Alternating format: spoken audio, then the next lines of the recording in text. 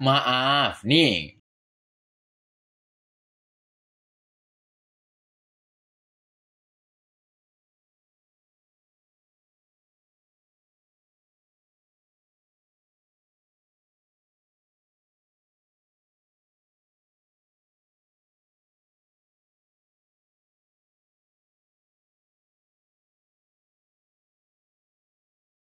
Baharudin tersenyum berusaha menyembunyikan rasa bersalahnya.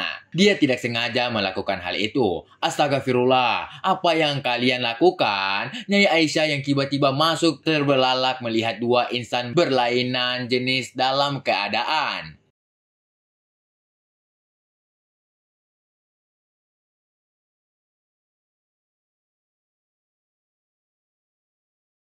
Ternyata kedua orang ini memang sudah keterlaluan bergumul di kamar dengan pintu dapur yang terbuka sehingga dia bisa masuk dan melihat kejadian ini. Nyai, seru Ning Isma dan Baharudin berbarengan, mereka terpaku sehingga tidak berusaha menutupi polos mereka di hadapan Nyai Aisyah yang tidak berkedip memandang mereka bergantian. Nyai Aisyah terpaku, matanya tidak berkedip menatap Qadir Baharudin menggancung sangar. Bangkit tanpa bisa dicegahnya melihat benda yang sudah lama tidak menyentuh serambinya. Mbah Yai sudah hampir 3 bulan melupakan kewajibannya. Maaf, Nyai. Seru Ning Isma yang menyadari keadaannya. Dia segera memakai pakaiannya.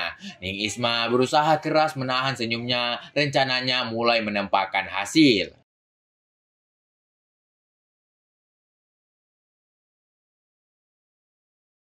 Ya, Ning Isma memang sengaja memancing Nyai Aisyah saat dia sekesai dengan Baharudin agar Nyai Aisyah murka dan melaporkan hal ini kepada Mbak Yai Nafi. Pakliknya, Ning Isma tahu Mbak Yai Nafi akan bertanya kenapa sampai hal itu terjadi dan dia akan menceritakan hal sebenarnya tentang Gus Nur yang selama ini tidak pernah menunaikan kewajibannya sebagai seorang suami. Sebagai ahli fikih, Mbah Yai Nafi pasti akan mengambil keputusan menuntut Gus Nur menceraikan dirinya, dan langkah selanjutnya untuk menutupi ini hingga tidak berlarut-larut adalah menikahkannya dirinya dengan Baharudin. Kalaupun setelah pernikahannya dengan Baharudin nanti ayahnya mengusirnya pergi, maka hal itu bukanlah masalah buat dirinya. Selama hidup bersama dengan Baharudin sebagai suami istri, dia akan bahagia.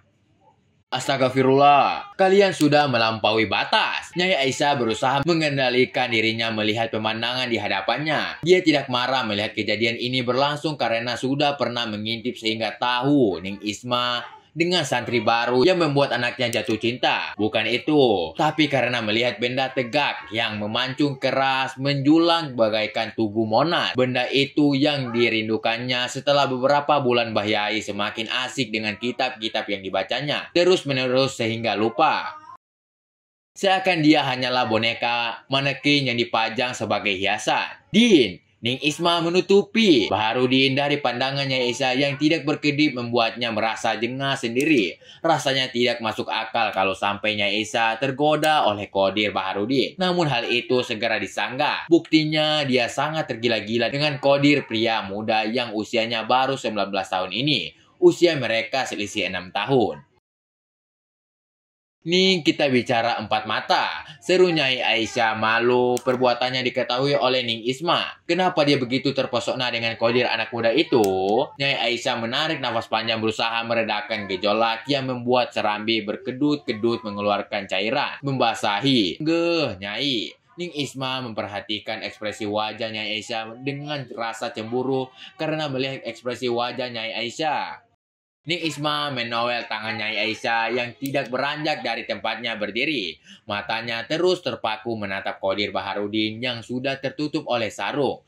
Ning Isma melotot kaget melihat Nyai Aisyah malah duduk di meja yang berada di dalam kamar. Nyai, bukankah kita akan bicara empat mata? Ning Isma mengingatkan dia sudah sangat tidak sabar mendengar wejangan Nyai Aisyah dan ancaman Nyai Aisyah akan dia ingin secepatnya hal itu terjadi sehingga jalannya untuk menikah dengan Baharudin terbuka lebar.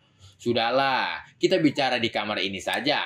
Aku sudah tahu kejadian ini beberapa waktu yang lalu. Itulah sebabnya kenapa aku tidak terkejut. Ada dua hal yang ingin aku sampaikan kepada kalian. Pertama, aku akan merahasiakan ini dari Mbak Yai. Dan yang kedua, aku ingin meminta pertolongan Baharudin untuk membujuk Ningsara agar membatalkan niatnya ke Mesir. Nyai Aisyah bergantian memandang wajah Ning Isma dan Baharudin. Dia semakin kesulitan mengendalikan diri membayangkan Qadir Baharudin yang menjulang sangar.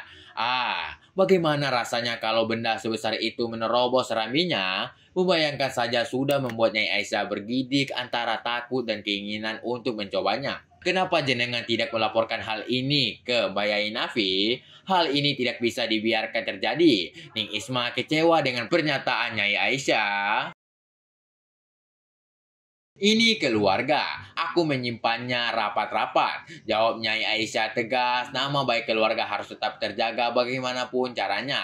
Itu kewajibannya, dia akan berusaha sekuat mungkin agar semuanya tetap terkendali. Nyai, Ning Isma mengeluh rencana yang sudah disusun berantakan dalam sekejap. Percuma dia menyusun rencana ini dengan susah payah kalau jawaban yang diterima dari Nyai Aisyah seperti itu. Dia hanya ingin meninggalkan Gus Nur dan menikah dengan Baharudin. Oke guys, terima kasih telah tonton channel kami dan jangan lupa like dan subscribe channel kami agar kamu tidak ketinggalan novel-novel berikutnya. Bagi yang mau mencari informasi lebih lanjut bisa langsung join grup Telegram kami ya. Terima kasih.